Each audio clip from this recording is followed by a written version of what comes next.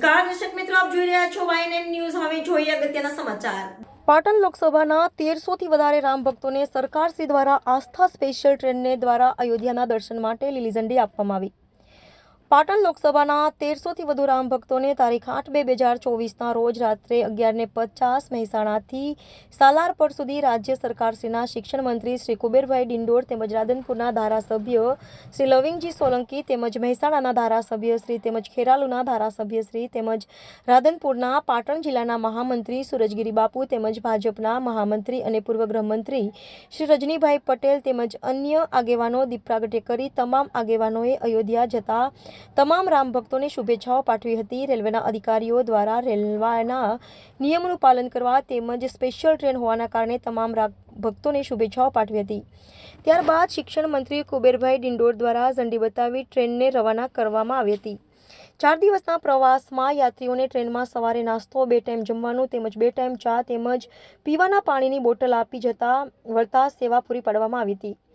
મહેસાણાની સાલારપુર સુધી ટ્રેન દ્વારા તેમજ સાલારપુરથી ઉત્તર પ્રદેશની બસ સેવા દ્વારા રામ ભક્તોને ઉતારા સુધી પહોંચાડવામાં આવ્યા હતા તેમજ રામ ભક્તોની નાવા ધોવાની તેમજ નાસ્તા જમવાની વ્યવસ્થા ટેન્ટોમાં રાખવામાં આવી હતી તેમજ ઉત્તર પ્રદેશોની બસો દ્વારા ઉતારાથી અયોધ્યા રામ મંદિર સુધી રામ ભક્તોને બસોની અંદર લેવા તથા છોડવાની વ્યવસ્થા કરવામાં આવી હતી, જેને લઈને રામ ભક્તોમાં ભારત સરકાર તેમજ ઉત્તર પ્રદેશ સરકારની ઉત્તમ સેવાથી રામ ભક્તો દ્વારા ભારત સરકાર તેમજ ઉત્તર પ્રદેશ સરકારનો આભાર પાટણ લોકસભાની સીટના ભાજપના તમામ આગેવાનો દ્વારા માનવામાં આવ્યો હતો। YNN news Patan. મારું નામ રબારી દેવાભાઈ નાથુભાઈ, મારું ગામ ચલવાડા અને તમામ જે મારા મિત્રો છે બધા અમે ચલવાડાના છીએ, બરાબર। અમે લોકો ચલવાડાથી નીકળી અને રાધનપુર ગયા, ત્યાંથી અમને સરકાર તરફથી લક્ઝરી બસની વ્યવસ્થા કરવામાં આવી। ત્યાં અમને રેલવે સ્ટેશન ઉપર ઉતારવામાં આવ્યા અને ત્યાંથી અમે અયોધ્યા મુકામે ગયેલ એ ટાઈમે અમને રસ્તામાં રેલવેમાં ચા પાણીની અને નાસ્તાની વ્યવસ્થા મળેલી, બરાબર।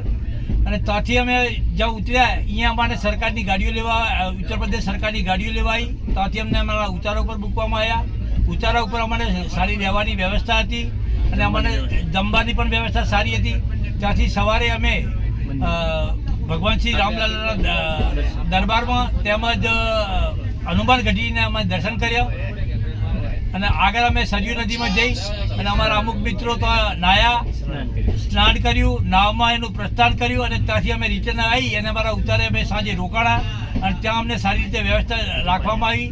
વ્યવસ્થા તરીકે રાખીને અમારે સવારે આ ઉત્તર પ્રદેશ સરકારની ગાડીઓ મૂકવા આવી અને અમે અમારે રેલવેમાં પાછા પરત અમારા વતન ગુજરાત આવી ગયા, બરાબર।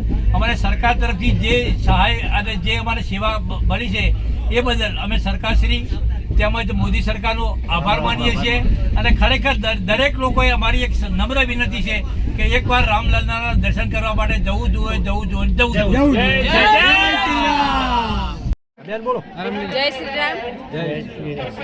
પાટણ લોકસભાના વિસ્તારમાંથી 1340 યાત્રિકો અહીંયા અયોધ્યામાં દર્શનાર્થે આવ્યા હતા। ખરેખર સુવિધા ખૂબ સારી છે, ભગવાનના દર્શન કરીને ખૂબ આનંદ થયો અને કોઈ પણ પ્રકારની તકલીફ પડી નથી। એટલે હું બધાને નમ્ર વિનંતી કરું છું કે એકવાર તો અયોધ્યા દર્શન કરવા આવવું જોઈએ। જય શ્રી રામ।